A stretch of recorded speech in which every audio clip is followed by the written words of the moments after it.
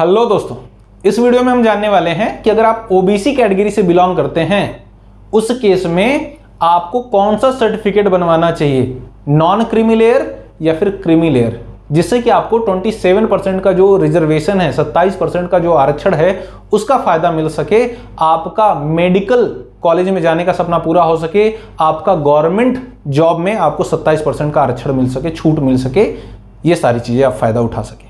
मैं आपको बता दूं, आपको पता होना चाहिए कि ओबीसी जो कैटेगरी होती है उसे दो पार्ट में डिवाइड कर दिया गया है। एक होती है क्रीमी लेयर और दूसरी होती है नॉन क्रीमी लेयर।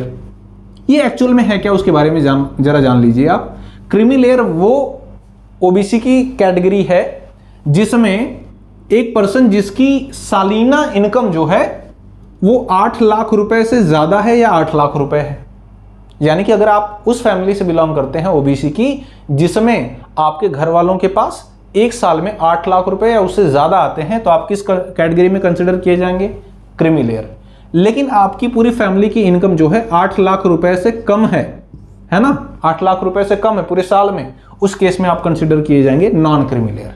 तो जो रिजर्वेशन होता है 27% का आरक्षण है वो दिया जाएगा नॉन क्रीमी लेयर वालों को। यानी कि ये जो गरीब लोग हैं 8 लाख से कम रुपए आते हैं जिनकी फैमिली में, उनको दिया जाएगा, क्रीमी लेयर को नहीं दिया जाएगा। समझ पा रहे हैं आप।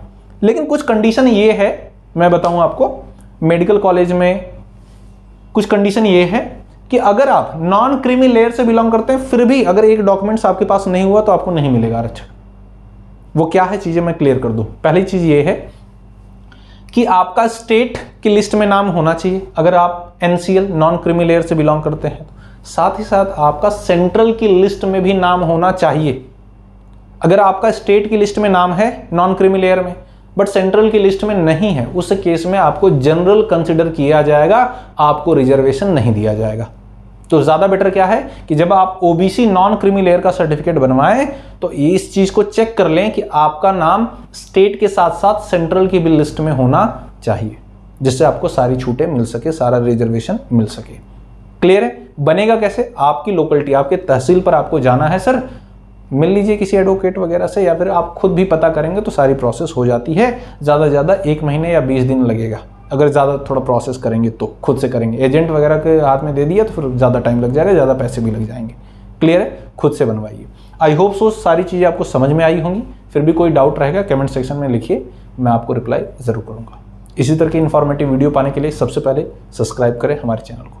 मिलते हैं आपसे नेक्स्ट वीडियो में एक नई इन्फॉर्मेशन के साथ। तब तक के लिए जय हिंद।